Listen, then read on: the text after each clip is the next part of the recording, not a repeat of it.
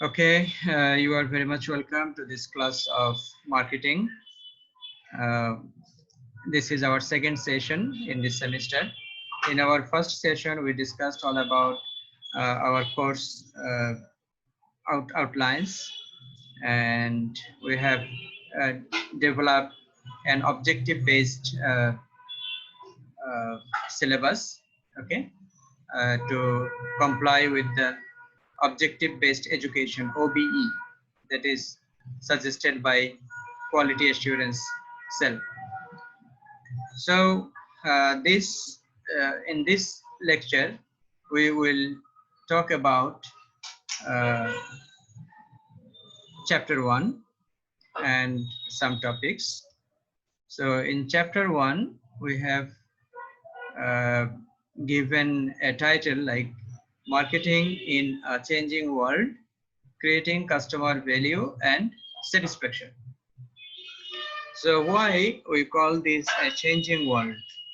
Because now we are in 21st century, and this 21st century is in many respects different than that of the 20th century.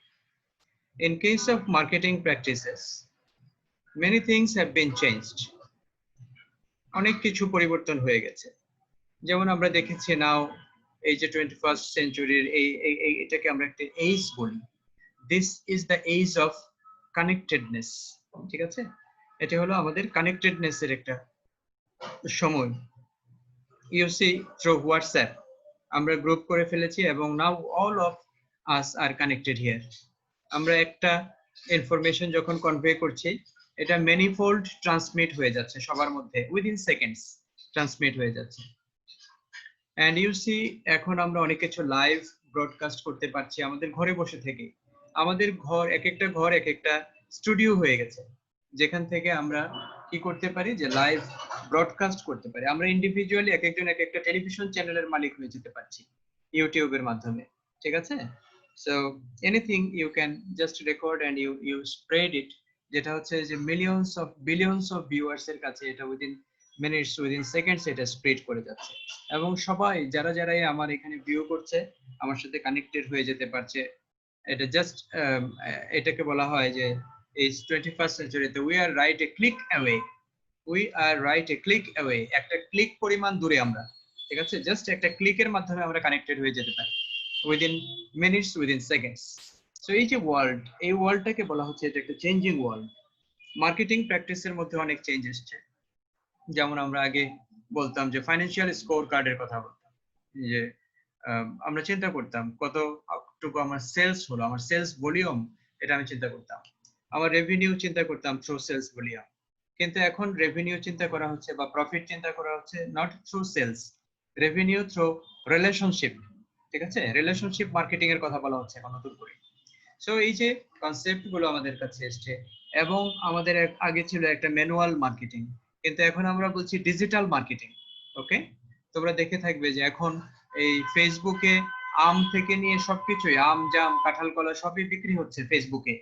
ওকে, এই আমার সাথে মেসেঞ্জারে একটা ছেলে যোগাযোগ করলো, স্যার আমি নাটোর থেকে মিষ্টি নিয়ে আসছি, ঠিক আছে, দই নিয়ে আসতেছি, স্যার আমি ওখান থেকে আম নিয়ে আসতেছি, আপনার যদি লাগে আমাকে কাইন্ডলি একটু নক করবেন।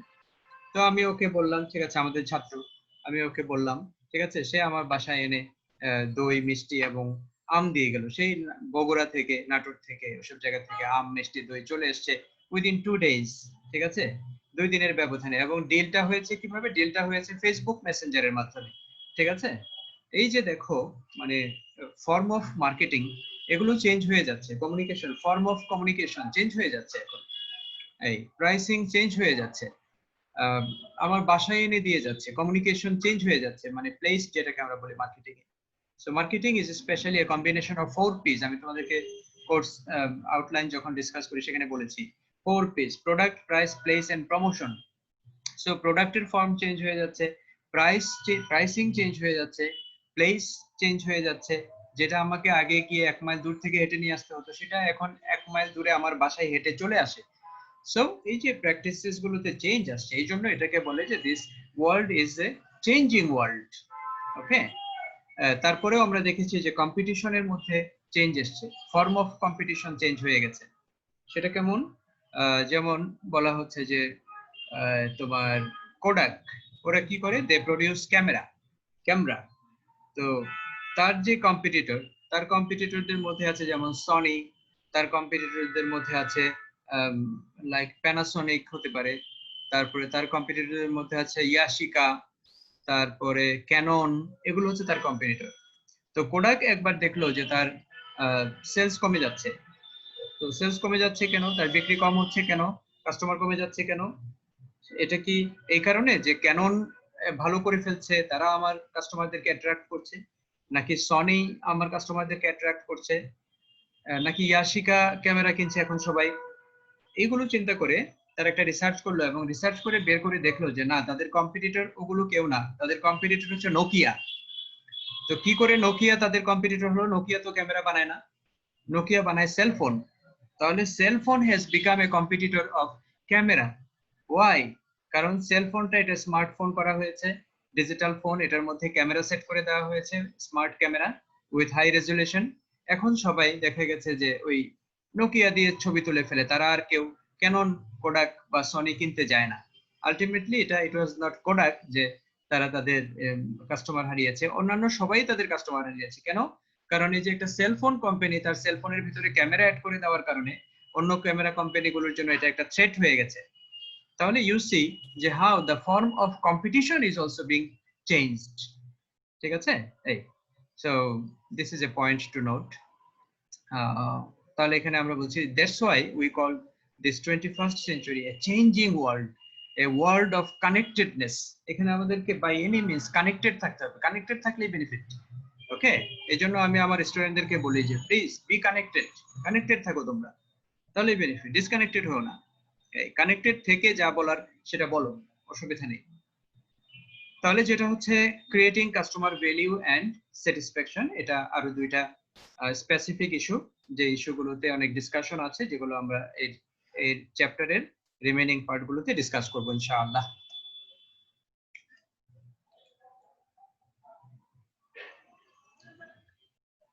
এখানে মার্কেটিং এর ডেফিনেশন দেওয়া হয়েছে। ইউজুয়ালি আমরা মার্কেটিং বলতে যেটা বুঝি, অনেক সময় আমরা কনফিউজড হয়ে যাই যে আমি কিছু কিনতে যাচ্ছি বাজারে, এটা কি is it marketing or is it anything else? হ্যাঁ, আমরা দেখি যে এটা ইটস নট এক্স্যাক্টলি মার্কেটিং। আমরা যখন কোনো কিছু কিনতে যাই, exactly we go for shopping. ঠিক আছে, ওটাকে আমরা বলছি শপিং, আমি কেনাকাটা করতে যাচ্ছি, shopping or buying or purchasing anything. Okay, এটাকে মার্কেটিং বলা যায় না। আমরা যদিও বলি মার্কেটিং করে আসি, একটু মার্কেটে যাই, ঠিক আছে, এই মার্কেটের কনসেপ্টটাও এখানে কিন্তু ডিফারেন্ট। এই জন্যই মার্কেটিং এর আমরা যেটা একাডেমিক স্টাডি করছি, এই একাডেমিক স্টাডিটা প্রয়োজন হয় এই জন্যই, যাতে করে আমাদের যে প্র্যাকটিস, ওই প্র্যাকটিসের সাথে আমরা একাডেমিয়াতে কি আছে সেগুলো ম্যাচ করে নিতে পারি। তাহলে মার্কেটিং আসলে কি? এখানে একটা ডেফিনেশন আছে যেখানে বলছে যে marketing is a social and managerial process by which individuals and groups obtain what they need and want through creating, offering and exchanging products and values with others. Products and values or value with others. তাহলে এটা একটা process যার মাধ্যমে আমরা যদি সরল বাংলায় অনুবাদ করি তাহলে এটি দাঁড়ায় যেটি একটি সামাজিক এবং ব্যবস্থাপকীয় পদ্ধতি, যার মাধ্যমে আমরা দেখতে পাচ্ছি কোনো একজন ব্যক্তি অথবা কোনো একটা গোষ্ঠী বা ব্যক্তি সমূহ তারা কি পায়, তারা they obtain what they need and want, তাদের যেটা প্রয়োজন রয়েছে এবং তারা যেটা চায়, থ্রু ক্রিয়েটিং, কিভাবে, কি করে, যে তারা কিছু একটা তৈরি করবে অথবা তারা এক্সচেঞ্জ করবে একজন আরেকজনের সাথে, সেই কি তৈরি করবে এবং কি এক্সচেঞ্জ করবে সেটা হচ্ছে প্রোডাক্ট। আর কি? আর হচ্ছে ভ্যালিউজ। ভ্যালিউজ কি? ভ্যালিউজ হচ্ছে বেনিফিট। তাহলে সব প্রোডাক্ট মানে হচ্ছে গুডস এন্ড সার্ভিসেস, দুইটা জিনিস চলে আসে এখানে। তাহলে গুডস এন্ড সার্ভিসেস এই এবং ভ্যালিউজ উইথ আদার্স। ভ্যালিউজ কি? ভ্যালিউজ হচ্ছে বেনিফিট, সেগুলো আমরা এক্সপ্লেইন করব, এখানে আছে আমাদের সামনে লিটারেচারে আছে।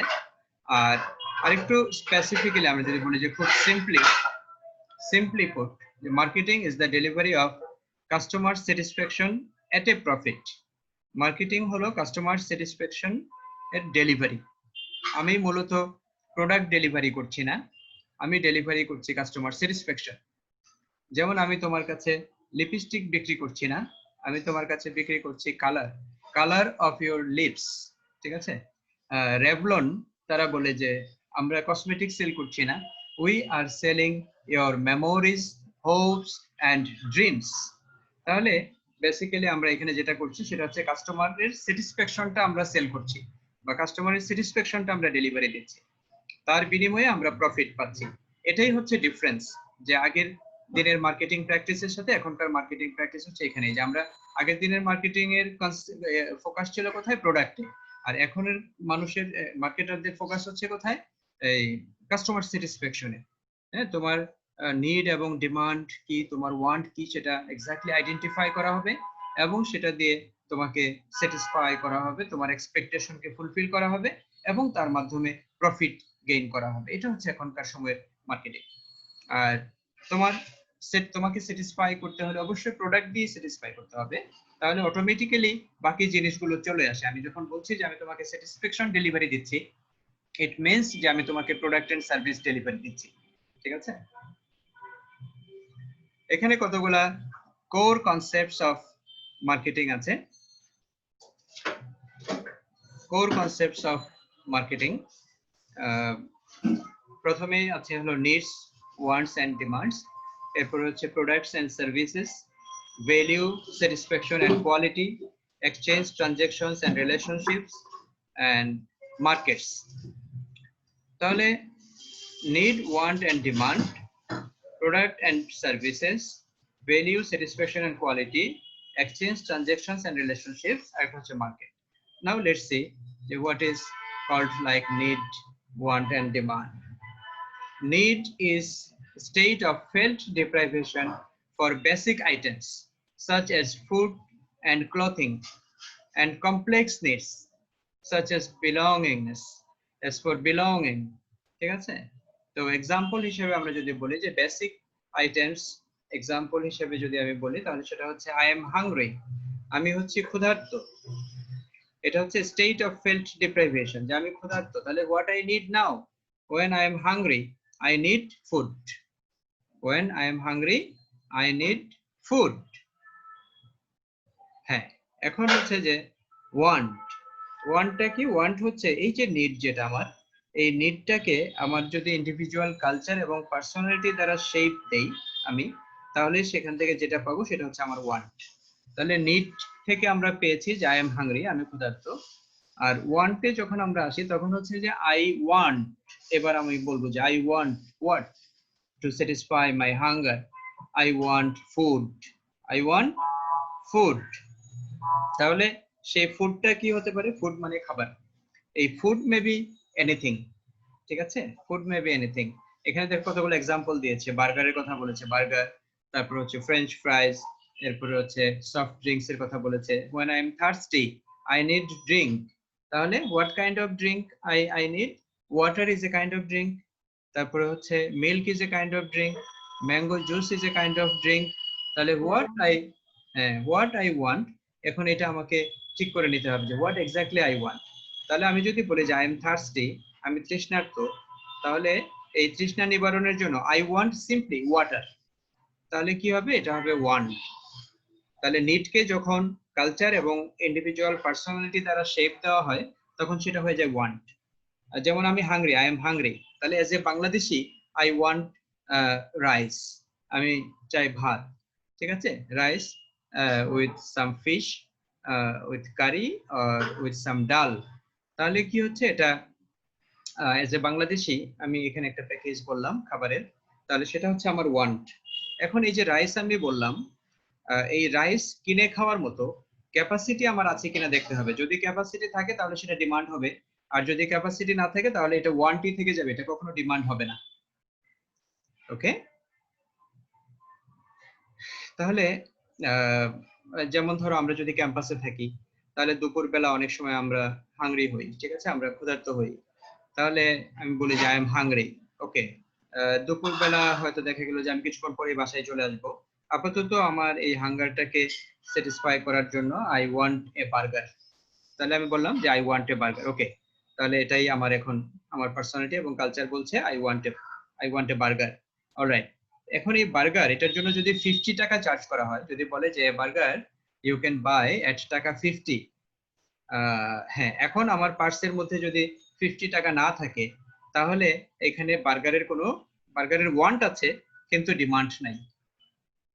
তোমাদের ইকোনমিক্স এর ল্যাঙ্গুয়েজে তোমরা যে ডিমান্ড বলো, যে law of demand, if price increases quantity demand decreases, if price decreases quantity demand increases। হ্যাঁ, তো এটার সাথে ওটা একটা রিলেশনশিপ আছে। তো এই যে দেখো, এখন যদি বলে যে ঠিক আছে, ওকে আই এম হাংরি, এটা need, I need food, okay I want burger, তাহলে নিড ওয়ান্ট হয়ে গেল। এখন একটা বার্গারের প্রাইস চার্জ করা হলো সাপোজ 30 টাকা, 30 টাকা, তাহলে কি হচ্ছে, তুমি তোমার পার্স থেকে দেখলে যে yes 30 taka is available in your purse, so now you can buy a burger with taka 30, now you have the capacity. তাহলে আমরা বলবো যে ইয়েস, মার্কেটে এক ইউনিট ডিমান্ড তৈরি হয়েছে বার্গারের। তাহলে this is how actually demand is created. Okay, demand is generated.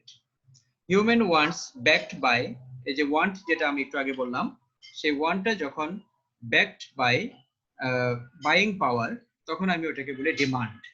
যদি এটা ব্যাকড বাই বাইং পাওয়ার না হয়, যেমন ধরো এখন আমি আই নিড শেল্টার, ঠিক আছে, আই নিড এ শেল্টার, আমার একটা আশ্রয় দরকার, I am homeless, I need a shelter, তাহলে কি হবে, আই ওয়ান্ট এ ফ্ল্যাট, আমি একটা ফ্ল্যাট চাই, আমি একটা অ্যাপার্টমেন্ট চাই, but I don't have money, যে হয়তো দেখা গেল হ্যাঁ রেন্টে হলে হয়তো আমি এটা নিতে পারছি, কিন্তু যদি আমি এটা কিনতে চাই, if I want to buy this, এখন একটা অ্যাপার্টমেন্ট ধরো 1000 স্কোয়ার ফিটের একটা অ্যাপার্টমেন্ট কিনতে হলে মিনিমাম 50 লাখ টাকা লাগবে, 5000 টাকা স্কোয়ার ফিট, তাহলে 1000 স্কোয়ার ফিট 50 লাখ টাকা লাগবে।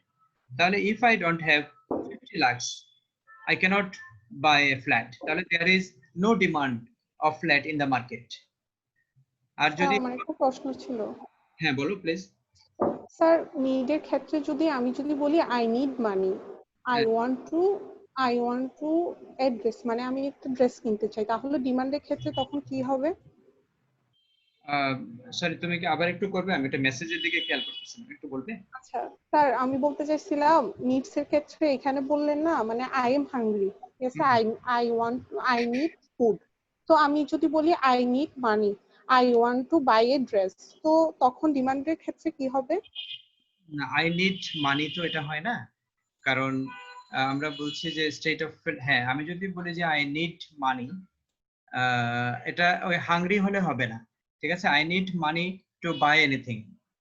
হ্যাঁ, তো এটা money, money is not a product, এটা আমাকে মনে রাখতে হবে। Money is not a product, money হচ্ছে একটা মিনস অফ এক্সচেঞ্জ, ঠিক আছে, মানি হচ্ছে মিনস অফ এক্সচেঞ্জ। হ্যাঁ, মানিরও ডিমান্ড থাকতে পারে। তুমি যদি বলো যে yes I want to buy something, so I need money, তাহলে there is a demand for money, কিন্তু এটা তুমি যার কাছে ডিমান্ড করবে তার কাছে যদি থাকে অ্যাভেলেবল তাহলে ডিমান্ড হবে, আর যদি না থাকে তাহলে তো সেটা ডিমান্ড হবে না, ঠিক আছে। Sir ji sir. হ্যাঁ, তো এটা মনে রাখতে হবে আমাকে যে money is not a product, money cannot be treated as goods, ঠিক আছে, money is a means of exchange. So মানির নিড ওয়ান্ট ডিমান্ড কে ওইভাবে আমাদের অ্যানালাইসিস করলে পারফেক্ট হবে না। Okay sir, alright. সো তাহলে আমরা যেটা দেখছি এখানে যে তবে মানিরও ডিমান্ড সাপ্লাই থাকে, মানিরও আবার আলাদা একটা মার্কেট আছে, সেটাকে আমরা ফাইন্যান্সিয়াল মার্কেট বলি, ঠিক আছে। ওই ফাইন্যান্সিয়াল মার্কেটে মানি এক্সচেঞ্জ হয়, ঠিক আছে, মানি বড় করে অনেকে মানি বড় করে। তাহলে যেটা হচ্ছে এখানে আমরা দেখলাম যে নিড ওয়ান্ট এবং ডিমান্ড, আমি কোনো কিছু চাই সেটা কেনার মতো আমার কাছে যদি সামর্থ্য থাকে তাহলে ডিমান্ড হবে, আর যদি সামর্থ্য না থাকে তাহলে ডিমান্ড হবে না।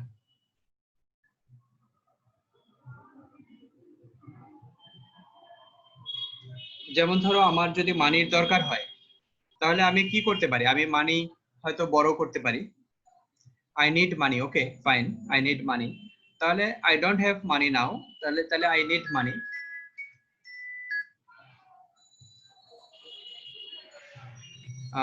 আই নিড মানি, তাহলে আই ক্যান বড় মানি যে ফ্রম ব্যাংক, তাহলে ব্যাংক আমাকে কখন মানি দেবে, আমার ফার্দার আরেকটা ক্যাপাসিটি থাকতে হবে যে yes I have some resources যেটা দিয়ে from which I can give your money back, যেটা হুইচ ইউ আর গিভিং নাও, ঠিক আছে। এবং সেখান থেকে একটা হয়তো প্রাইসিং আসতে পারে, সেখানে একটা মানে ট্রানজেকশনের থেকে যেটা ধরো প্রফিট জেনারেশনের তার ক্যাপাসিটি থাকতে হবে, তাহলে পরে তাকে মানি দেওয়া হবে। সবাইকে তো ব্যাংক থেকে মানি দেওয়া হয় না, বুঝতে পেরেছো? মানি তাকেই দেওয়া হয় যে এটার আবার ইনক্রিজ করে তাকে ফেরত দিতে পারবে। কনভেনশনাল ফাইন্যান্সিয়াল মার্কেটে আমরা যেটা দেখি সেটা হচ্ছে যে উইথ ইন্টারেস্ট সে আমাকে ফেরত দিতে পারবে।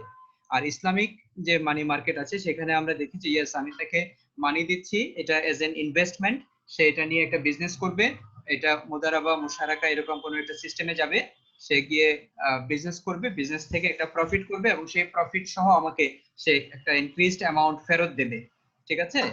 তাহলে তার সে ক্যাপাসিটি আছে এবং সেজন্য আমি তাকে মানি দিচ্ছি, তাহলে পরে সেখানে মানির ডিমান্ড এবং সাপ্লাই তৈরি হবে। তোমরা কি বুঝতে পেরেছো আমার কথা? জি স্যার। জি স্যার। হ্যাঁ, কিন্তু ক্যাপাসিটি নাই এরকম কাউকে কেউ ইভেন লোনও দিবে না।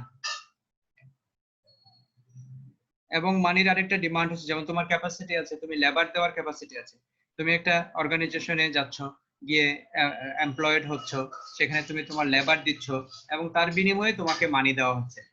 তাহলে এই যে এখানে তুমি ইউ ওয়ান্ট মানি, তাহলে ইন এক্সচেঞ্জ অফ দিস তোমার কাছে আবার আরেকটা কিছু থাকতে হবে, তাহলে পরে ইউ উইল গেট মানি। ওকে, এরপরে আমরা যেটা বলছি সেটা হচ্ছে প্রোডাক্টস। প্রোডাক্ট হচ্ছে anything that can be offered to the market to satisfy a need or want. তো সেখানে আমরা দেখছি এটা হচ্ছে প্রোডাক্ট হচ্ছে একটা ট্যানজিবল অবজেক্ট, প্রোডাক্টের মধ্যে গুডস এবং সার্ভিসেস দুইটাই থাকে, ঠিক আছে। এবং যেহেতু প্রোডাক্টে আমরা বলছি anything that can be offered to a market to satisfy a need or want, তাহলে এটা হচ্ছে প্রোডাক্ট। যে কোনো কিছু মার্কেটে অফার করা গেলেই সেটাকে আমরা প্রোডাক্ট বলতে পারবো। যদি সেটা ট্যানজিবল হয় তাহলে গুডস হবে, আর যদি সেটা ইনট্যানজিবল হয় তাহলে সার্ভিস হবে। যেখানে যেটা বলছে সার্ভিস, সার্ভিস কি? সার্ভিস হচ্ছে activities or benefits offered for sale that are essentially intangible and do not result in the ownership of anything. তাহলে আমাদের মধ্যে একটা কনসেপ্ট কাজ করে, অনেক সময় একটা সাইকোলজি কাজ করে যে আমরা প্রোডাক্ট মানেই বুঝি এটা গুডস, হ্যাঁ, কিন্তু বিষয়টা এরকম নয়। প্রোডাক্ট মানে গুডসও হতে পারে, প্রোডাক্ট মানে সার্ভিসও হতে পারে। যেহেতু প্রোডাক্টের ডেফিনেশনে আমরা বলছি যে ইট ক্যান বি এনিথিং, দেখো এখানে লেখা আছে এনিথিং, এনিথিং যদি হয় তাহলে এটা ট্যানজিবল হতে পারে, ইনট্যানজিবল হতে পারে, এটা গুডসও হতে পারে, সার্ভিসও হতে পারে। এরপরে এখানে আমরা দেখছি যে এই যে প্রোডাক্টস, এই প্রোডাক্টসের বিভিন্ন ধরনের ফর্ম আছে। ফর্ম, এই ফর্মগুলোর মধ্যে যেমন একটা আছে experience, persons, place, organization, information, ideas, এই সবগুলোকে আমরা প্রোডাক্ট হিসেবে কনসিডার করতে পারি। কোনোটা হয়তো গুডস, কোনোটা হয়তো সার্ভিসেস। এখানে মোস্ট অফ দেম যেগুলো আছে এগুলো সব সার্ভিসেস। যেমন এক্সপেরিয়েন্স, এক্সপেরিয়েন্স কি? এক্সপেরিয়েন্স হচ্ছে যেমন ধরো আমরা এই যে কক্সবাজারে যখন যাই, আমরা যখন সমুদ্রের পানিতে ঢেউয়ের মধ্যে গিয়ে সুইমিং করি, তখন সেখানে একটা এই যে ওয়েভ থাকে, ওয়েভ যেটা মানে ওয়েভ কি? ঢেউ। তাহলে সেখানে ঢেউয়ের তালে আমরা কি করি? যে ওখানে সুইমিং করি এবং ওখানে আমাদের একটা এক্সপেরিয়েন্স হয়। তো ঢাকাতে যারা আছে তাদের অনেকের পক্ষেই হয়তো কক্সবাজারে গিয়ে সমুদ্র সৈকতে ঘুরে বেড়ানো বা সমুদ্রের ঢেউয়ের তালে সুইমিং করা এটা হয়তো পসিবল নাও হতে পারে।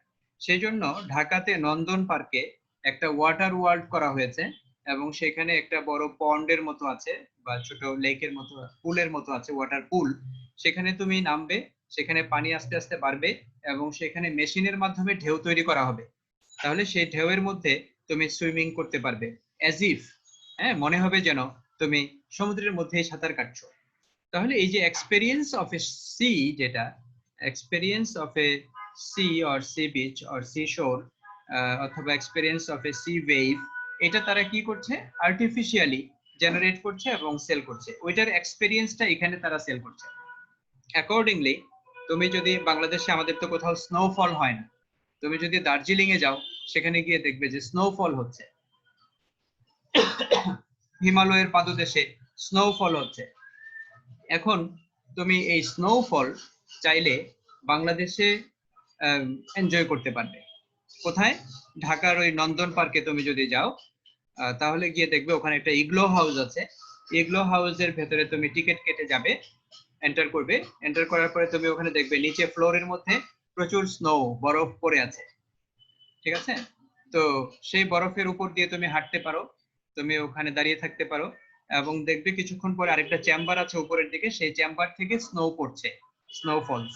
এবং চারিদিকে ওয়াল টোয়াল গুলো এমন ভাবে মানে ডিজাইন করা, মনে হবে যেন এজ ইফ যে তুমি দার্জিলিং এই পাহাড়ের কাছে পাদদেশে তুমি বরফের উপর দিয়ে হাঁটছো। এই যে একটা এক্সপেরিয়েন্স তোমার কাছে কি করা হচ্ছে, সেল করা হচ্ছে। তাহলে এক্সপেরিয়েন্সটা এখানে একটা প্রোডাক্ট, নাম্বার 1। নাম্বার 2, এখানে যেটা বলছে persons, persons, it may be any person, it may be celebrity, okay, it may be an employee, it may be a player, ঠিক আছে? It may be any person যে কিনা তার একটা offer, it may be a magician, ঠিক আছে, যে তার কি করছে, একটা পারফরম্যান্স কে সেল করছে এখানে প্রোডাক্ট হিসেবে। তাহলে সে তার পারফরম্যান্স কে সেল করছে, কিন্তু আমরা একটা পারসন কে এখানে প্রোডাক্ট হিসেবে কনসিডার করছি। অলরাইট, এরপরে এখানে আরেকটা আছে হলো প্লেসেস। প্লেসেস হলো বেসিক্যালি যে কোনো একটা জায়গা আমরা ভিজিট করব for enjoying it's beauty. Suppose এই যে বাংলাদেশ থেকে প্রচুর মানুষ ইন্ডিয়াতে যায়, আগ্রার তাজমহল দেখতে যায়, হ্যাঁ, তাজমহল দেখতে যায়। তো তাজমহল ইজ এ প্লেস যেটা আমরা ভিজিট করতে যাই। ঢাকাতে অনেকে ন্যাশনাল মিউজিয়াম, জাদুঘর ওখানে ভিজিট করতে যায়। ন্যাশনাল জু, জাতীয় চিড়িয়াখানা, সেখানে অনেকে ভিজিট করতে যায়। তাহলে এটা কি? এটা হচ্ছে প্লেসেস। অনেকে কক্সবাজার যায়, অনেকে বান্দরবন, নীলগিরি, নীলাচল এসব জায়গাতে যায়। তাহলে রাঙ্গামাটিতে পর্যটন ওখানে যায়। তো এগুলো কি? এগুলো হচ্ছে সব places, all those are places. আমরা সেখানে যাই, নীলগিরিতে দেখবা যে ঢুকতে গেলে তোমার জন্য একটা টিকিট কেটে যেতে হবে। তুমি একটা জায়গা ঘুরে দেখতে যাচ্ছ, কিন্তু টিকিট কেটে যেতে হচ্ছে তোমাকে। ওটা খুব সুন্দর করে ঘিরে রাখা হয়েছে। তারপরে ওখানে অনেক এন্টারটেইনমেন্টের ব্যবস্থা রাখা হয়েছে। ন্যাচারাল এন্টারটেইনমেন্ট তো আছে, আর্টিফিশিয়াল এন্টারটেইনমেন্টের ব্যবস্থা আছে ওখানে। তাহলে you are visiting a place and you are paying money, তাহলে it means that you are buying that place, that is the service of a place. এরপরে হচ্ছে অর্গানাইজেশনস। বিভিন্ন ধরনের অর্গানাইজেশন আছে, like Dhaka club, Gulshan club, Chittagong club, তারপরে Rotary club, এরকম বিভিন্ন ধরনের ক্লাব আছে। তোমাদের ইবি ক্লাব। তো তোমরা ইউ আর বিকামিং মেম্বার, এবং তোমরা একটা সাবস্ক্রিপশন দিচ্ছ, একটা মেম্বারশিপ ফি দিচ্ছ, হ্যাঁ, মান্থলি অথবা অ্যানুয়ালি এরকম দিচ্ছ, দিয়ে মেম্বারশিপটাকে ঠিক রাখছো, এবং তুমি সেখান থেকে কিছু সার্ভিস এনজয় করছো, ঠিক আছে? Being a member, you are enjoying some service. আরেকটা হচ্ছে ইনফরমেশন। ইনফরমেশন কি হতে পারে? যেমন ইঞ্জিনিয়ারদের কাছ থেকে আমরা কিনে আমরা ইনফরমেশন নিই যে how I can build a house, okay. তারা যেমন সিভিল ইঞ্জিনিয়ার, তারা আমাকে বলে দেবে যে কি করে আমি একটা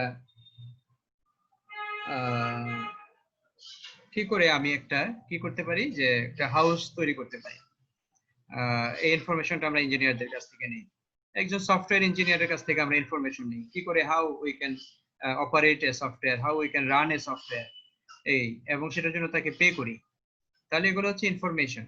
গুগল থেকে আমরা ইনফরমেশন নেই and we pay for this, ঠিক আছে? তারপরে এখানে আছে আইডিয়া। আইডিয়া যেমন ধরো আমরা যখন কুকিং করি, তোমরা বিশেষ করে মেয়েরা যারা কুকিং করো, ঠিক আছে, তোমরা আইডিয়া নাও, রেসিপি শেয়ার করো একজন আরেকজনের কাছ থেকে। এই যে সিদ্দিকা কবির আছে, একটা বই ছাপিয়েছে উনি, ওখানে অনেক রান্নার রেসিপি আছে, নানান ধরনের রান্নার রেসিপি। এগুলো হচ্ছে আইডিয়া। একজন আর্কিটেক্ট কি করে, যে তোমার বাসায় এসে তোমার বেডরুম, ওখানে কোথায় খাট থাকবে, কোথায় খাটের কাছে ড্রেসিং টেবিল থাকবে, একটা ড্রেসিং টেবিলের সামনে একটা বসার টুল থাকবে, হ্যাঁ, তারপরে তোমার ওইটা টোটাল ডেকোরেশনটা কোথায় হবে। তুমি একটা রিডিং টেবিল যদি ইয়ে করতে চাও,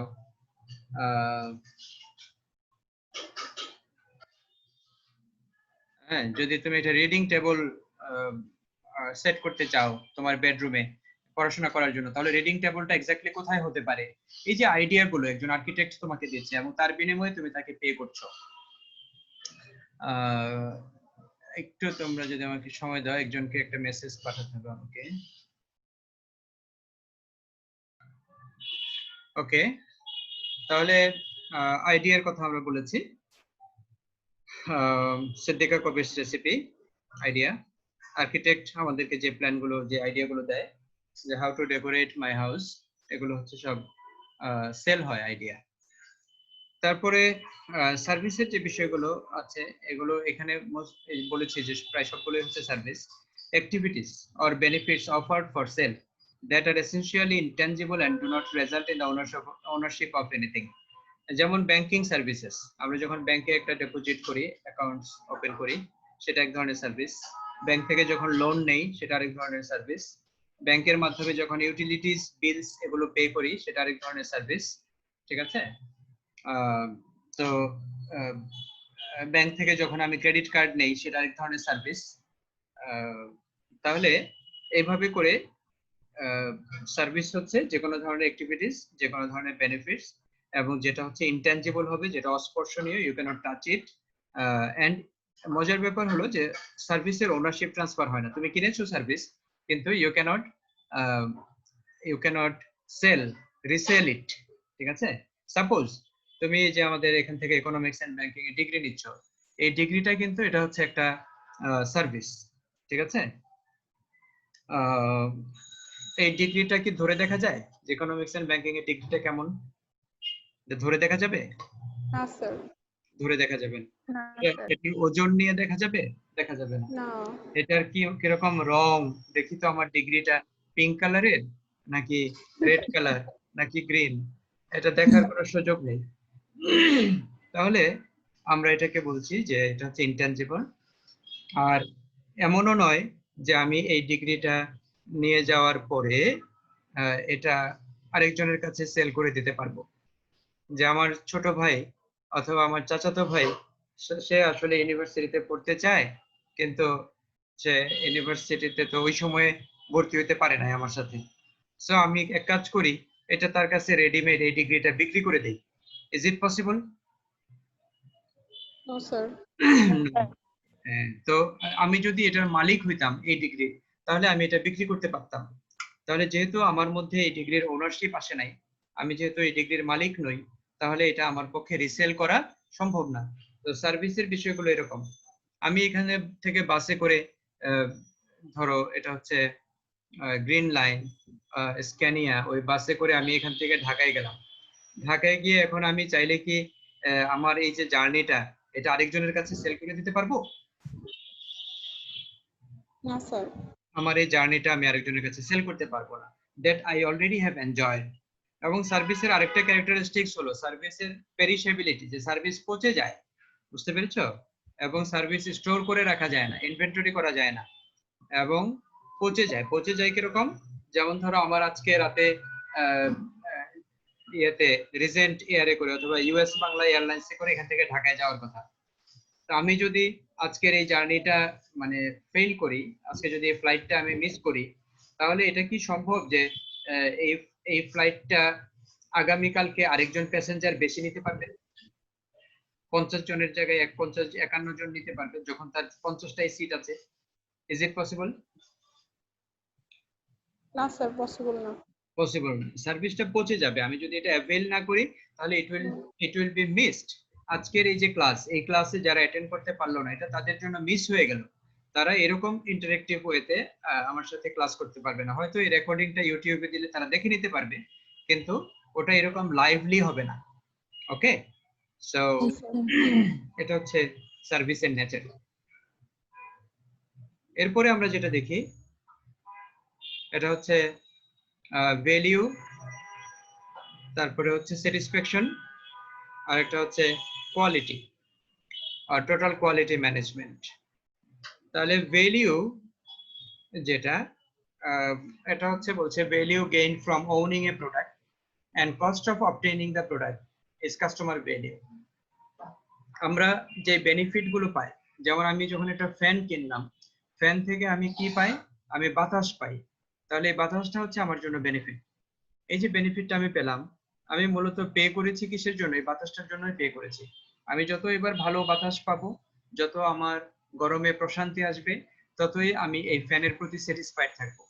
এমনিতে দেখতে শুনতেও সুন্দর হতে হবে ফ্যানটা, কিন্তু আবার হয়তো লাইট ওয়েটও হলে ভালো হয়, একটু কালার টালার এরকম এগুলো দেখার বিষয় আছে, এবং এটা অনেক দিন সার্ভিস দেবে সেটাও একটা বিষয় আছে। কিন্তু অনেক দিন ফ্যানটা থাকবে, এর থেকেও বেশি ইম্পর্টেন্ট হচ্ছে এখন আমাকে সে কুলিং করতে পারছে কিনা। এখন আমাকে সে কমফোর্ট দিতে পারছে কিনা, ঠিক আছে। সো বেনিফিট যেগুলো, এগুলো প্রোডাক্টের ভেতরের যে বেনিফিট গুলো আছে এগুলোকে আমরা অনেক সময় সার্ভিস বলি, এবং এগুলোকে বলি হলো ভ্যালিউ। আমি যা খরচ করছি তার বিনিময়ে আমি কি পাচ্ছি সেটাই হচ্ছে ভ্যালিউ। আমরা যদি একটু তোমাদেরকে একটা আরেকটা হোয়াইট বোর্ড স্ক্রিন শেয়ারে নিয়ে যাই।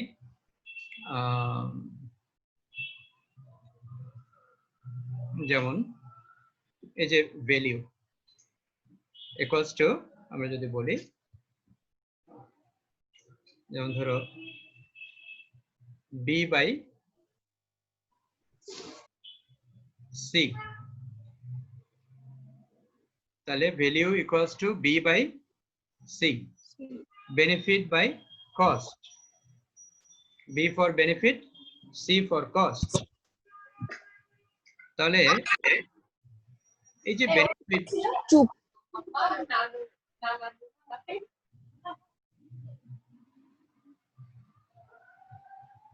তাহলে এই যে বেনিফিট বাই কস্ট এটা আমরা বলছি।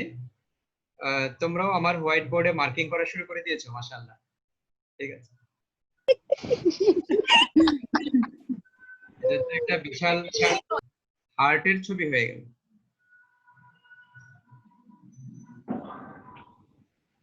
এই যে বেনিফিট বাই কস্ট যেটা আছে, হ্যাঁ, বেনিফিট বাই কস্ট, তাহলে এই বেনিফিট আবার দুই ধরনের, ঠিক আছে। বেনিফিট হচ্ছে দুই ধরনের, যেমন একটা হচ্ছে ফাংশনাল বেনিফিট, এই যে FC, functional benefit, female campus না কিন্তু, ঠিক আছে, বা ফাইন্যান্স কমিটিও না। এফসি হচ্ছে ফাংশনাল বেনিফিট, প্লাস আরেকটা ধরনের বেনিফিট আছে সেটা হচ্ছে ইমোশনাল বেনিফিট। এটা ইমোশনাল বেনিফিট। আর এই যে কস্ট, যেটা কস্ট হচ্ছে আবার চার ধরনের, যেমন একটা হচ্ছে মানি কস্ট বা মনিটারি কস্ট, ওকে। তারপরে হচ্ছে তোমার time cost, TC, transfer certificate না, টাইম কস্ট। একটা হচ্ছে লেবার কস্ট, হ্যাঁ, আরেকটা হচ্ছে সাইকিক কস্ট। হ্যাঁ, তো তোমরা এই আমার হোয়াইট বোর্ডে এত আঁকিঝুঁকি করলে, তো আমি করব কোন সময়? হ্যাঁ, তো তাহলে বোর্ডে কে আঁকতেছো? হ্যাঁ হ্যাঁ হ্যাঁ, তোমরা চাইলে এগুলো ইয়ে করে ফেলতে পারো, ইরেজ করতে পারো আবার। হ্যাঁ, এটা যে আঁকছো সে ইরিস করো। এই যে আমি ইরেজ করে দিলাম। হ্যাঁ, আমার কাছেও কন্ট্রোল কি আছে, অসুবিধা নেই। তোমরা যত আঁকবা আমি তত ডিলিট করে দেব। ঠিক আছে, অলরাইট। এভাবে করে আস্তে আস্তে ইনশাআল্লাহ আমাদের লেখাপড়া হয়ে যাবে, শেখা হয়ে যাবে। তাহলে এখান থেকে আমরা যেটা পাচ্ছি যে ফাংশনাল, এটা কি বলেছি, এটা সরি, এটা তো ফাংশনাল কস্ট না, এটা ফাংশনাল বেনিফিট। দেখো কনসেন্ট্রেশন চেঞ্জ হয়ে গেছে, একটু শিফট হয়ে গেছে। তাহলে এটা হচ্ছে functional benefit, functional benefit plus আরেকটা হচ্ছে ইমোশনাল বেনিফিট, ইবি না, economics and banking. Functional benefit plus emotional benefit. আর কস্ট হচ্ছে চার ধরনের, একটা হচ্ছে monetary cost, time cost, labour cost, আর সাইকিক কস্ট। সাইকিক মানে মানসিক। হ্যাঁ, তো এখান থেকে আমরা যেটা পাই, যেমন ধরো আমরা যদি একটা ক্যালকুলেশনের দিকে যাই, তাহলে এখানে দেখো ইকুয়ালস টু, এই যে ফাংশনাল বেনিফিট এটা যদি 1 হয় প্লাস ইমোশনাল বেনিফিট এটা যদি 1 হয়, এখানে মনিটারি কস্ট যেটা এটা যদি 1 হয় এবং বাকি আর কোনো কস্ট তেমন একটা না থাকে, যেমন 4 বছরের ডিগ্রি 4 বছরে পেয়ে গেছো, সুতরাং এখানে কোনো টাইম কস্ট আর তেমন একটা লাগলো না। এরপরে লেবার কস্ট যেটা, এটাও খুব কমফোর্টেবলি বাসার কাছেই ক্যাম্পাস ছিল, সেখান থেকে করে ফেলছো, এবং সেগুলা করার কারণে তোমার যে সাইকিক কস্ট যেটা, এটাও অলমোস্ট জিরো। তাহলে দেখো এখানে আমি যেটা পেলাম সেটা হচ্ছে 2/1। তাহলে কি পেলাম আমি? এটা হচ্ছে 2 পেয়েছি। তাহলে আমার ভ্যালিউ হচ্ছে 2।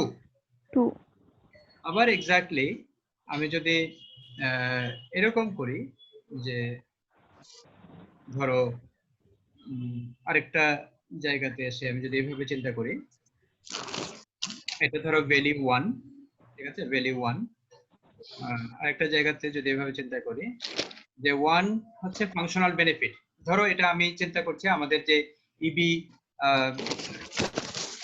ইকোনমিক্স এন্ড ব্যাংকিং প্রোগ্রাম আছে আমাদের, ঠিক আছে, আমাদের ইকোনমিক্স এন্ড ব্যাংকিং প্রোগ্রাম, এই আমাকে ডিগ্রিটা দিয়ে দেওয়া হলো, তাহলে এটা ফাংশনাল বেনিফিট।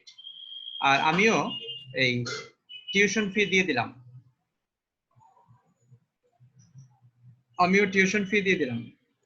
তাহলে মনিটারি কস্ট হয়ে গেল, ফাংশনাল বেনিফিট হয়ে গেল, মনিটারি কস্ট হয়ে গেল। এখন এই ডিগ্রিটা আমার 4 বছরের ডিগ্রি, এটাকে 4.5 বছর বা 5 বছর লাগিয়ে দিল, তাহলে আমি ক্যালকুলেট করলাম যে এখানে আমার একটা টাইম কস্ট এসছে যেটার ভ্যালু হচ্ছে 0.5, ঠিক আছে। বা ধরো এটা হচ্ছে, আমি যদি বলি যে এটা হচ্ছে 0.5 না, এটা ধরো 0.25, 0.25, ওকে। এরপরে এই যে সময়টা বেশি লাগলো, পাশাপাশি আমার কিছু এখানে শ্রমও খরচ হয়েছে, কিছু শ্রম খরচ হয়েছে, লেবার কস্ট, এটা 0.15। এরপরে এই যে সময় এবং শ্রম বেশি লাগলো, এই কারণে আমি সাইকোলজিক্যালিও ডিস্টার্ব হয়েছে, তাহলে এটা পয়েন্ট হচ্ছে 10। আমি যদি ধরি এটা 0.10, এটা হচ্ছে আমার ইয়ে কস্ট, এটা কি বলে, সাইকোলজিক্যাল কস্ট, হ্যাঁ। তো এই সমস্ত কারণে, এই যে এই 3টা কস্ট বেড়ে যাওয়ার কারণে আমার এই যে ইমোশনাল বেনিফিট যেটা, এটা কমে গেছে, এটার উপরে এফেক্ট করছে। আমি মেন্টালি খুবই ডিসকমফোর্ট ফিল করছি, ইমোশনালি খারাপ লাগছে আমার কাছে। তাহলে এটার আগে ছিল 1, এটা এখন হয়ে গেছে ধরো 0.5। তাহলে একদিকে এদিকে যে labour cost, psychic cost, time cost এগুলো বেড়ে যাওয়ার কারণে আমার ইমোশনাল বেনিফিটটা কমে গেছে। তাহলে আমি এখান থেকে যে ক্যালকুলেশনটা পাই সেটা হচ্ছে 1.5 ডিভাইডেড বাই তোমার 1.5, এই যে 0.25 প্লাস 0.15 প্লাস 1, এটা হচ্ছে 1.5। তাহলে এটা ইকুয়ালস টু যেটা হলো সেটা কি, সেটা 1। তাহলে দেখো এই যে এই ভ্যালু 2 থেকে 1 এ চলে আসলো, এটাকে আমি যদি বলি এটা হচ্ছে V2, তাহলে V2 is less than V1, V2 is less than V1। তাহলে আমি, এটা হচ্ছে আমার ফাইন্ডিংস এখান থেকে। আমাদের এই যে ডেভেলপিং কান্ট্রি, যেটা এই ডেভেলপিং কান্ট্রিতে যে যত মার্কেটাররা আছে, IIUC is also not exception, ঠিক আছে, এরকম যারা আছে সবাই বেসিক্যালি চিন্তা করে যে হ্যাঁ আমি তো ওকে একটা প্রোডাক্ট দিয়ে দিলাম এবং সাথে সাথে ও আমাকে এটার জন্য প্রাইস দিয়ে দিল, এর বাইরে আমার আর কোনো কিছু চিন্তা করার দরকার নাই। বুঝতে পেরেছো? যেমন দেখবে তোমরা যখন একটা কোনো কিছু কেনো বাজার থেকে, এবং কেনার পরে, যেমন কিছুদিন আগে আমি রিয়াজউদ্দিন বাজারের ওখানে গেলাম, একটা সেলফোনের দোকানে গিয়ে আমি একটা অর্ডিনারি ফোন কিনতে চাইলাম। তো অর্ডিনারি ফোনের মধ্যে একটা ব্র্যান্ড দেখালো সে আমাকে, নোকিয়া। তো সেই নোকিয়াটা এটা অতটা স্মার্টফোন না, জাস্ট অর্ডিনারি ফোন। তো সেখান থেকে আমার কাছে সে দাম চাইলো, এটা 2000 বা 2500 টাকা এরকম দাম চাইলো। তো আমি এরকম ফোন অন্যান্য জায়গাতেও দেখেছি, মালয়েশিয়াতে, সৌদি আরবে, যেখানে দেখেছি এরকম ফোন। তো আমার কাছে মনে হলো যে এরকম একটা ফোন আমি নিতেই পারি। তো সেখানে এই ফোনগুলোর প্রাইস ছিল 2000 বা 2500, কি বলে 4500 টাকা। তো আমি ভাবলাম যে সে আমার কাছে 2500 চেয়েছে, হয়তো এখন এই ফোনের দাম কমে গেছে। তখন আমি তাকে এটা 1700 টাকা বললাম, ঠিক আছে। এই কিছুক্ষণ বার্গেনিং এর পরে সে 1700 টাকা আমাকে ফোনটা দিয়ে দিল। আমি বাসায় নিয়ে আসলাম, সে ফোনটা খুলে আমাকে দেখালো যে এটা মেড ইন ভিয়েতনাম, ঠিক আছে, ব্যাটারির নিচে লেখা আছে মেড ইন ভিয়েতনাম, সবকিছু ঠিক। কিন্তু বাসায় আনার পরে আমি দেখলাম যে আরেকটু ডিটেইল অ্যানালাইসিস করে যে এই ফোনটা সেই ফোন না যেটা আমি মালয়েশিয়াতে বা সৌদি আরবে দেখেছি, তাহলে নিশ্চয়ই এটা হচ্ছে কপি ভার্সন। এই জন্যই তার পক্ষে এটা সম্ভব হয়েছে 1700 টাকায় দেয়া, ঠিক আছে। এবং 1 মাস পরে এই ফোনটা নষ্ট হয়ে গেল, ঠিক আছে, মানে এটা হয়তো একটু হাত থেকে পড়ে গেছে, পড়ে যাওয়াতে এটার স্ক্রিনটা পুরোটাই একদম ব্ল্যাক হয়ে গেছে। তো তাহলে এখন আই বিলিভ যে আমি যদি তার কাছে এটা ফেরত নিয়ে যাই, তাহলে সে আমাকে চিনতেই পারবে না আর। ইমোশনাল বেনিফিট কমে গেছে। হ্যাঁ, ইমোশনাল বেনিফিট তো চরমভাবে কমে গেছে, ঠিক আছে। হ্যাঁ, এখন এই যে আমি যদি তার কাছে এটা ফেরত নিয়ে যাই, তাহলে সে হয়তো আমাকে আর চিনতেই পারবে না। এটা কেন? অথচ আমি আমার পরিচিত অনেকেই আমেরিকাতে বা অস্ট্রেলিয়াতে থাকে, তারা মাঝে মধ্যে গল্প করে। একদিন আমাদের এক বড় ভাই উনি বলছেন যে, শরীফ, আমি অস্ট্রেলিয়াতে গেলাম, তো আমার বাসায় রুম হিটার দরকার ছিল, তখন প্রচন্ড শীত পড়ছে। তো রুম হিটার কেনার জন্য আমি একটা দোকানে গেলাম, গিয়ে রুম হিটার নিয়ে আসলাম কিনে। আনার পরে সেটা আমার রুমে সেট করলাম, কিন্তু আমি দেখি যে ওটা যে সাফিসিয়েন্ট ওয়ার্মিং যেটা হওয়ার কথা সেটা হচ্ছে না। না হওয়ার কারণে আমার মনে হলো যে এই আহ, ইয়েটা আমার মনে হলো যে এটা চেঞ্জ করা দরকার, রুম হিটারটা। চেঞ্জ করার জন্য আমি কি করলাম, আমি দোকানে নিয়ে গেলাম। নিয়ে যাওয়ার পরে সেই ভদ্রলোক খুবই খুশি হলেন যে আমি এটা নিয়ে গেছি তার কাছে ফেরত, এবং আমি কমপ্লেইন করছি, এতে সে বিচলিত না, বরং খুশি। এবং সে এটা নিয়ে স্ক্যান করলো, স্ক্যান করে এটার যে প্রাইস, এই প্রাইসটা এনে আমার হাতে দিল। হাতে দিয়ে বলল যে, now you are free, you can choose another from our shop, or you can buy from another shop, never mind। ঠিক আছে? তো এই যে দেখো, মানে কাস্টমারের এম্পাওয়ারমেন্ট যেটা, তুমি তাকে তার টাকাটা ফেরত দিয়ে দিয়েছো, সে কমপ্লেন করেছে, তার টাকা ফেরত দিয়ে দিয়েছো, দিয়ে বলছো যে হ্যাঁ, তুমি এবার চাইলে আমাদের এখানে অন্য ব্র্যান্ডও আছে, অন্য ক্যাপাসিটির রুম হিটারও আছে, তুমি এখান থেকে নিতে পারো, অথবা তুমি যদি মনে করো you can buy from another shop. ঠিক আছে? এই যে টোটাল ইন্ডিপেন্ডেন্স দিয়ে দিল একজন কাস্টমারকে, তার টাকাটা তার কাছে ফেরত দিয়ে দিল। ঠিক আছে? আহ, এটাই হচ্ছে আসলে ভ্যালিউ বেসড, ধরো মানে মার্কেটিং আর কি, এক ধরনের। ঠিক আছে? গিভিং কাস্টমার্স দেয়ার ইন্ডিপেন্ডেন্স। এরকম আরো গল্প আছে, আরো অনেক গল্প আছে, এগুলো আমরা আস্তে আস্তে করবো ইনশাআল্লাহ। এই হলো ব্যাপার। আমরা আবার আমাদের সেই স্ক্রিনে ফেরত যাই,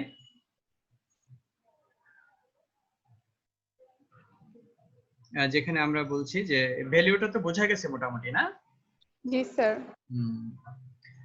সো আমি যখন ক্যালকুলেশন করব, তখন আমাকে পুরো পুরো ক্যালকুলেশনটাই করতে হবে, অর্ধেক ক্যালকুলেশন করলে হবে না। যে শুধু আমি তাকে একটা প্রোডাক্ট দিলাম, তার বিনিময়ে সে আমাকে প্রাইস দিল, ওকে ভ্যালিউ ডেলিভারি হয়ে গেছে। No, this is not like that. অবশ্যই আইআইইউসির চিন্তা করতে পারা উচিত যে আমার এখান থেকে রাহমা ও নাকি তোমাদের ব্যাচের কে আছে, তোমাদের ব্যাচের আমাদের ছাত্রী কে আছে তোমাদের ব্যাচে? তানাজ, হ্যাঁ, এরপরে টুম্পা, তানজিলা, এরা আছে। তো ধরো অবশ্যই আইআইইউসির এটা চিন্তা করতে পারা উচিত যে যখনই আমার এখান থেকে ওরা ডিগ্রি নিয়ে বের হয়ে যাবে, তারা যেন গিয়ে অবশ্যই আমার কথা মনে রাখে, আইআইইউসির কথা, এবং তারা যেন অবশ্যই তাদের তাদের যেই ইয়ে আছে, অন্যান্য যারা আছে, তাদেরকে যেন তারা রিকমেন্ড করে যে হ্যাঁ, আমি আইইউসি তে পড়েছি, তোমরাও আইইউসি তে গিয়ে পড়ো, এরকম একটা ব্যাপার যেন ঘটে। তো তাহলেই বেসিক্যালি বোঝা যাবে যে হ্যাঁ, তোমরা শুধু ফাংশনালি না, শুধু ডিগ্রি নাও নাই, তোমরা ইমোশনালিও বেনিফিটেড, তোমরা আইআইইউসির প্রতি স্যাটিসফাইড, এবং এটার কারণে তোমরা পরবর্তীতে আইআইইউসির জন্য রিকমেন্ডেশন করতে পারবে, আইআইইউসির অ্যাম্বাসেডর হিসেবে তোমরা রোল প্লে করতে পারবে। এই তো তাহলে এটা হচ্ছে ভ্যালিউ। এরপরে যেটা হচ্ছে কাস্টমার স্যাটিসফ্যাকশন, বলছে এখানে যে products perceived performance in delivering value relative to buyers expectation is customer satisfaction. তাহলে কাস্টমার স্যাটিসফ্যাকশন হচ্ছে যখন কাস্টমারের এক্সপেকটেশনকে প্রোডাক্টের পারফরম্যান্স মিট করে অথবা এক্সিড করে, তখন এটাকে বলে হলো এক্সপেকটেশন। আর যদি এটা তার বাইরে থাকে, তাহলে সেটাকে স্যাটিসফ্যাকশন বলা যাবে না, এটা হচ্ছে ডিস্যাটিসফ্যাকশন। আর যদি এক্সপেকটেশনকে ছাড়িয়ে যায় বা এক্সপেকটেশনকে ফুলফিল করে, তাহলে আমরা সেটাকে বলি স্যাটিসফ্যাকশন। যেমন আমরা যদি আবার আমাদের সেই স্ক্রিন শেয়ারিং এ যাই, ইয়াতে হোয়াইট বোর্ডে, এখানে দেখো আমরা এরকম একটা স্ট্রেট লাইন আঁকলাম। এই স্ট্রেট লাইনে আমরা একটা পয়েন্ট রাখলাম, মাঝামাঝি একটা পয়েন্ট। এই পয়েন্টটাকে আমরা বললাম এটা হচ্ছে expectation point. Expectation customers expectation.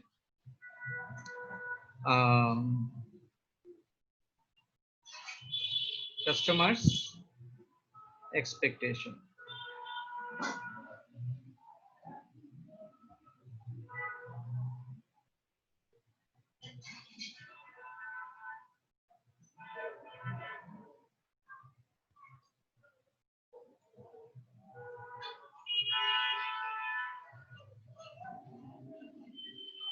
তাহলে কাস্টমার্স এক্সপেকটেশন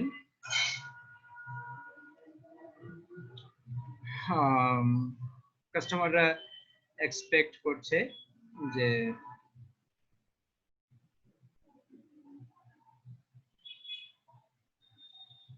এ হচ্ছে একজন কাস্টমার, ঠিক আছে, সে এক্সপেক্ট করছে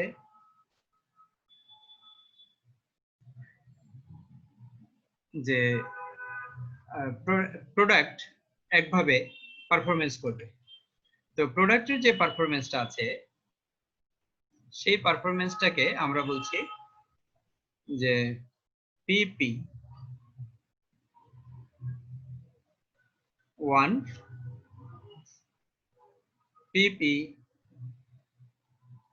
2, আর একটা হচ্ছে পিপি 3। এই পিপি মানে কিন্তু পাবলিক প্রসিকিউটর না, এটা হচ্ছে পারসিভড পারফরমেন্স। পারসিভড পারফরমেন্স কি? পারসিভড পারফরমেন্স হচ্ছে যে একজনের একটা পারফরমেন্স, এটাকে একজন কাস্টমার সে একজন কাস্টমার সে কিভাবে বিবেচনা করছে। এক একজন কাস্টমারের কাছে পারফরমেন্সটা এক এক রকমের লাগে, ঠিক আছে, এক একজন কাস্টমারের কাছে পারফরমেন্সটা এক এক রকমের লাগে।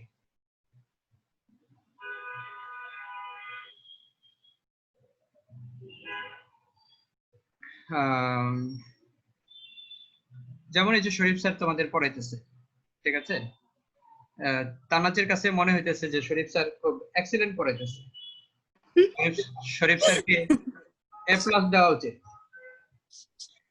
আবার এখানে হয়তো আবার এখানে হয়তো নুসরাত জাহান, তার কাছে মনে হইতেছে যে ধুর শরীফ স্যার কি পড়াইতেছে, এগুলো কোনো কিছুই হইতেছে, শরীফ স্যার সি গ্রেড দেওয়া উচিত এই জন্য, ঠিক আছে। এই যে ডিফারেন্সটা তানাজ এবং নুসরাতের এই যে চিন্তার পার্থক্য, এটাকেই বলে পারসেপশন। কি বলে এটাকে? পারসেপশন। হ্যাঁ, ইন্ডিভিজুয়াল ডিফারেন্স, এক একজন এক এক ভাবে চিন্তা করে। মার্কেটিং এর বইয়ে আছে এরকম একটা মুভি ছিল, আমেরিকান বিউটি নামে একটা মুভি। এই মুভিটা অনেকেই সিনেপ্লেক্সে গিয়ে দেখছে, দেখে বের হয়ে আসছে, আসার পরে তাদেরকে জিজ্ঞেস করছে, কেউ একজন সার্ভে করছে, রিসার্চ করছে আর কি। তো সে জিজ্ঞেস করছে যে হাউ ওয়াজ দ্য মুভি। তো একজন বলছে, oh this is wonderful, this is wonderful movie I have ever seen. ঠিক আছে, তো এটা হলো এমন একটা মুভি, এত ওয়ান্ডারফুল মুভি আমি এর আগে দেখি নাই। সো আরেকজন ভিউয়ার, তাকে জিজ্ঞেস করা হলো যে how was the movie American Beauty, you have just watch this. বলছে, oh this is the worst movie I never seen. ঠিক আছে, যে এটা হচ্ছে একটা ওয়ার্স্ট মুভি, এই ধরনের মুভি এর আগে আমি আর দেখিনি। তো তাহলে হ্যাঁ, ওয়াও। তো তাহলে যেটা বলছে যে একজন বলছে ওয়াও আর আরেকজন বলছে শিট। ঠিক আছে, হ্যাঁ, একজন বলছে ওয়াও আর আরেকজন বলছে শিট। হ্যাঁ, তো তাহলে এটাকে আমরা বলছি যে ইন্ডিভিজুয়াল ডিফারেন্স বা পারসেপশন। ঠিক আছে, হ্যাঁ, পারসেপশন। তো এই জন্য এটাকে বলে perceived performance. Perceive performance 1, perceive performance 2, perceive performance 3। Perceive performance 1 যদি হয় তাহলে এই পয়েন্টটাকে আমরা বলি এটা হচ্ছে ডিসস্যাটিসফ্যাকশন পয়েন্ট। ঠিক আছে, এই লেভেলে থাকলে আসলে এই লেভেলে কাস্টমাররা ডিসস্যাটিসফাইড থাকে। কারণ কি? কারণ প্রোডাক্টের পারফরমেন্স কাস্টমারের এক্সপেকটেশন পর্যন্ত পৌঁছাইতে পারে নাই। আর পারসিভ পারফরমেন্স 2 যেটা, এখানে আমরা দেখি যে প্রোডাক্টের এই পারফরমেন্সটা কি করেছে, কাস্টমারের এক্সপেকটেশনের সাথে ম্যাচ করেছে। তাহলে এই পয়েন্টটা হচ্ছে satisfaction point.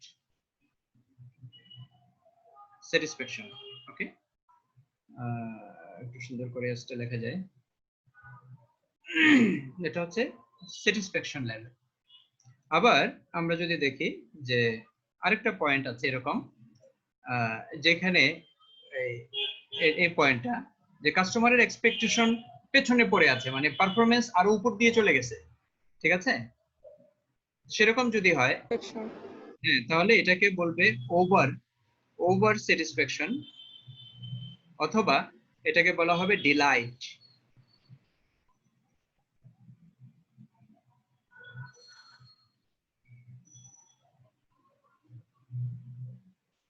Deloitte,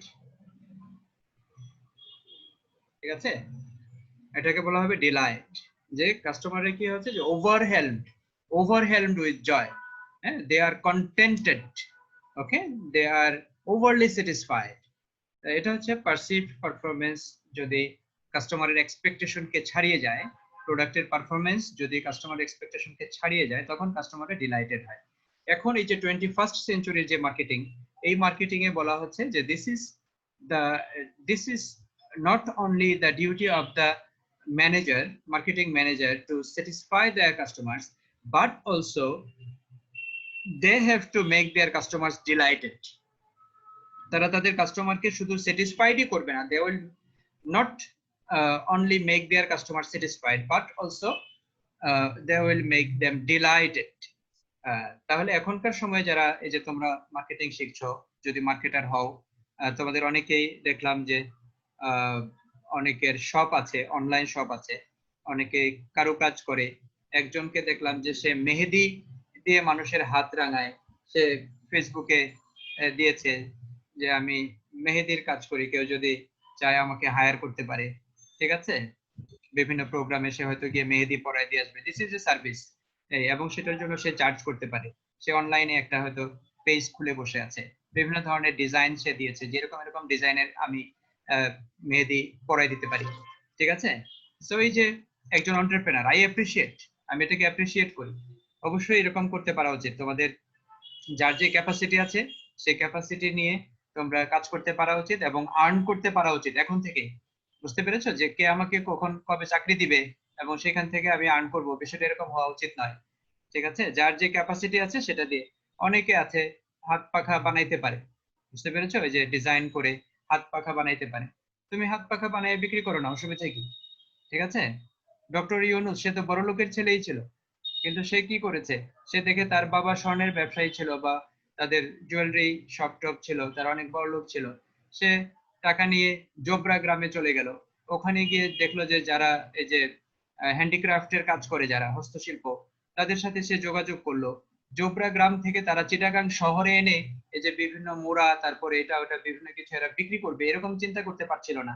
doctor Yunus তাদেরকে সেই পথ দেখাইলো, বললো যে ঠিক আছে, এই নাও টাকা, এটা দিয়ে বানাও এবং আমি তোমাদের কাছ থেকে এগুলো কিনে নেওয়ার ব্যবস্থা করব এবং এগুলো আমি চিটাগাং শহরে বিক্রি করব।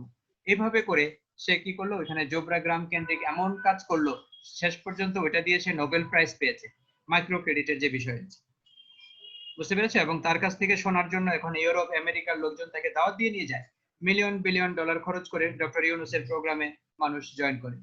আমাকে একদিন বলছে, আমি আশ্চর্য হয়ে গেলাম, সে লোক অস্ট্রেলিয়াতে থাকে, বলছে যে অস্ট্রেলিয়াতে ডক্টর ইউনূস আসবে, এই জন্য ওই লোকের শ্বশুর শাশুড়ি আমেরিকা থেকে অস্ট্রেলিয়াতে চলে আসছে ডক্টর ইউনূসের বক্তব্য শোনার জন্য লাইভলি, ঠিক আছে। আর আমরা এই এই ডক্টর ইউনূসের কোনো মূল্যায়ন করি না বাংলাদেশে, আনফরচুনেটলি।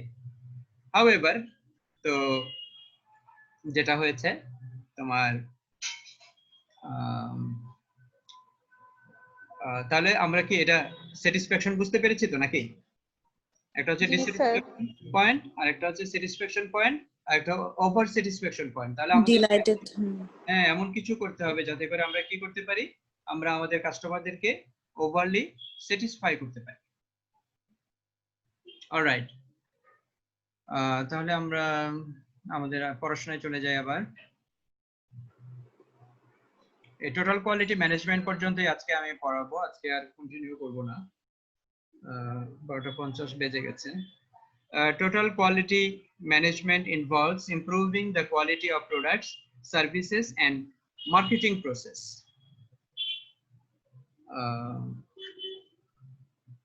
এটা হলো যে একটা প্রতিষ্ঠান সে একটা প্রোডাক্ট সেল করছে, মেবি এটা গুডস অথবা এটা সার্ভিস। এটা করার জন্য তার অর্গানাইজেশন একটা এন্টায়ার কোয়ালিটি সিস্টেম ইন্ট্রোডিউস করতে হবে।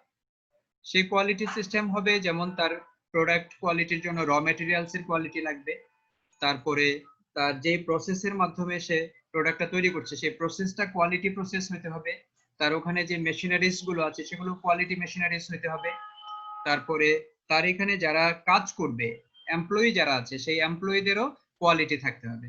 নট অনলি দ্যাট, ওই এমপ্লয়িদেরকে যিনি সুপারভাইজ করবেন ওই প্রতিষ্ঠানের যিনি চিফ এক্সিকিউটিভ ওনারও একটা কোয়ালিটি, একটা এক্সপেক্টেড কোয়ালিটি থাকতে হবে, তাহলে পরে এই অর্গানাইজেশন থেকে একটা ভালো প্রোডাক্ট বের হওয়া সম্ভব। বুঝতে পেরেছো? তাহলে এই যে এন্টায়ার কোয়ালিটি ম্যানেজমেন্ট এটাকে বলে টোটাল কোয়ালিটি ম্যানেজমেন্ট। দেখো এখানে বলছে যে ইট involves improving the quality of the product, improving the quality of the service or process and marketing processes, ঠিক আছে? এবং এটার সাথে আরো এড করে আমি বলবো যে quality of the human resources, quality of the management, যারা ইভেন মানে ম্যানেজমেন্টে আছে যারা decision makers, quality of the decision makers. Okay okay okay, no problem. Mehina, তোমার ইলেকট্রিসিটি চলে গিয়েছিল, ওকে নেভার মাইন্ড। হ্যাঁ, আমাদের এটা রেকর্ড থাকবে, ইউটিউবে থাকবে, তোমরা দেখে নিবে ওখান থেকে। তাহলে টোটাল কোয়ালিটি ম্যানেজমেন্ট এটা কি আমরা মনে হয় বুঝতে পেরেছি না? জি স্যার। আমি একটা এক্সাম্পল দিই। অনেক সময় যেটা ধরো আমি ওই দিন একটা আর্টিকেল পড়লাম, ওটাও অস্ট্রেলিয়া থেকে এক ভদ্রলোক আমাকে পাঠাইছে, কিন্তু বাংলাদেশি আর্টিকেল আমার চোখে পড়ে নাই, কিন্তু ওখান থেকে পরে আমি দেখে নিলাম। বিইউপির যিনি ভাইস চ্যান্সেলর এখন, উনি হচ্ছেন আর্মি পার্সন, সম্ভবত একজন ব্রিগেডিয়ার অথবা মেজর জেনারেল হবেন। তো উনি দেখলাম যে বললেন যে এই যে করোনা এসছে, এই যে মহামারীর যে সময়টা, এই সময়টাতে আমাদের এই যে এডুকেশন সিস্টেম চেঞ্জ হয়ে যাচ্ছে, আমরা এই যে ম্যানুয়াল সিস্টেম থেকে ডিজিটাল সিস্টেমে চলে আসছি, অনলাইন সিস্টেমে ক্লাস টাস নিচ্ছি, অনলাইন সিস্টেমে ইভেন পরীক্ষাও নিয়েছি আমরা, ঠিক আছে? যখন পাবলিক ইউনিভার্সিটি গুলো এই কাজ করতে পারে নাই, প্রাইভেট ইউনিভার্সিটি গুলো করেছে। তো করেছে বলেই যে একেবারে খুব মানে অ্যাপ্রিশিয়েট করতে হবে বিষয়টা এরকম না, ঠিক আছে? সবাই মিলে একসাথে আরো ভালো সিস্টেমে যদি আমরা এটা করতে পারতাম, আমাদের এই ইনফ্রাস্ট্রাকচারাল যে ডেভেলপমেন্ট গুলো, আইটি ইনফ্রাস্ট্রাকচার সহ সবকিছু আরো ভালো যদি আমরা ডেভেলপ করতে পারতাম, তাহলে হয়তো এর থেকে আমরা আরো অনেক ভালো বেনিফিট পেতে পারতাম, ঠিক আছে? এই যে কথায় কথায় ইলেকট্রিসিটি চলে যাওয়া, বিলিভ ইট অর নট, মালয়েশিয়াতে আমি 4 বছর 4.5 বছর থেকেছি, বিভিন্ন ভাবে আসা যাওয়া করছি অবশ্য, কিন্তু এক নাগারেও যখন থাকছি আমি ওখানে একেবারে খুব হার্ডলি মানে ইলেকট্রিসিটি যেতে দেখছি। ইলেকট্রিসিটি যায় না বললেই চলে, যে এখানে মালয়েশিয়ার মানুষ জানেই না যে লোডশেডিং কি জিনিস। ওকে, এই তাদের কোনো আইপিএস ইউপিএস ব্যবহার করতে হয় না, কারণ তারা জানে যে একেবারেই কোনো মহা দুর্যোগ না তৈরি হলে ইলেকট্রিসিটি যাবে না। হ্যাঁ, এই বিষয়ে তারা নিশ্চিত।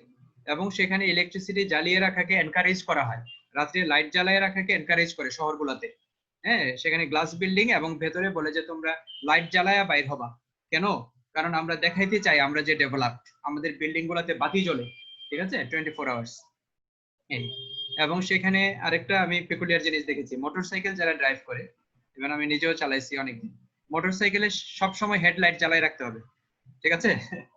এই তো রাত্রে হোক দিনে হোক সবসময় হেডলাইট জ্বালাই রাখতে হবে, হেডলাইট কখনো বন্ধ হয় না, খালি মোটরসাইকেল স্টার্ট বন্ধ হলে হেডলাইট বন্ধ হয়। ওকে, তো তাইলে আমরা যেটা এবং আরেকটা পিকুলিয়ার জিনিস হচ্ছে সেখানে মোটরসাইকেলের আমি যেটা চালাইতাম ওটাতে হর্ন ছিল না, কোনো বেপো নাই, ঠিক আছে, হর্ন নাই। কেন? কারণ ওখানে হর্ন দিতে হয় না, মালয়েশিয়াতে হর্ন দেওয়া হচ্ছে একটা অপরাধ, ঠিক আছে?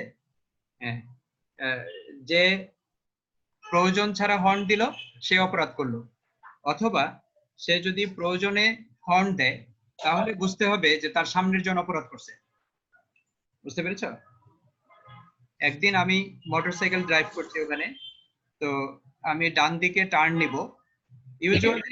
ইউজুয়ালি নিয়ম হচ্ছে তুমি যখন ডান দিকে অথবা বাম দিকে গাড়ি ড্রাইভ করার সময় বাম দিকে অথবা ডান দিকে টার্ন নিবা অথবা থামবা, তখন তোমাকে কি করতে হবে? ইন্ডিকেটর দিতে হবে, লেফট অথবা রাইট ইন্ডিকেটর দিতে হবে, ঠিক আছে?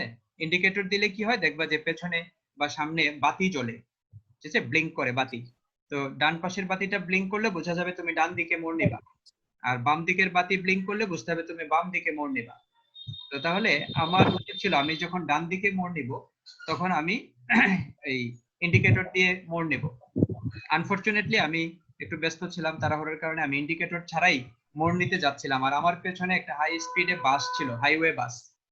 সেই বাসটা আমাকে এমন ভাবে একটা হর্ন দিল, মানে ওই দিন সারাদিন এবং এখনো পর্যন্ত আমি ইনসাল্টিং ফিল করি যে ওই বাসটা কেন আমাকে দেখে আসলে হর্ন দিল, আমি আসলে এমন একটা অপরাধ করলাম যে আমি ইন্ডিকেটর ছাড়া গাড়ি ঘোরায় ফেললাম। ঠিক আছে, এই বিষয়টা এখনো আমার মনের ভিতরে খটকা লাগে। তো দেখো এটাই আসলে মানে ডেভেলপড নেশন গুলোর সাথে আমাদের ডিফারেন্স। ঠিক আছে, তো ওই যে বিইউপির ভাইস চ্যান্সেলরের কথা বলছিলাম, যে উনি বলছে যে আমি প্রিপেয়ার্ড হয়ে থেকেছি, এই করোনা আসার আগে থেকে আমি আমার সমস্ত শিক্ষককে কিভাবে অনলাইনে ক্লাস নিতে হবে এই বিষয়ে ওরিয়েন্টেড করেছি। ঠিক আছে, এবং যখনই আমাদের ফিজিক্যাল ক্লাসরুম বন্ধ হয়ে গেল, সাথে সাথে আমি ভার্চুয়াল ক্লাসরুম অন করে দিতে পেরেছি। কারণ কি? কারণ আমাদের শিক্ষকরা এক্সপার্ট ছিল ওই বিষয়ে। ঠিক আছে, এই তো এই যে লিডারশিপ, এই লিডারশিপটাও কিন্তু ইম্পর্টেন্ট। ঠিক আছে, এটা না হলে তোমার টোটাল কোয়ালিটি কিন্তু এনশিওর করা ইজ অলমোস্ট ইম্পসিবল। ঠিক আছে, so thank you very much. আমরা আমাদের আজকের ক্লাস এই পর্যন্তই আমরা শেষ করছি।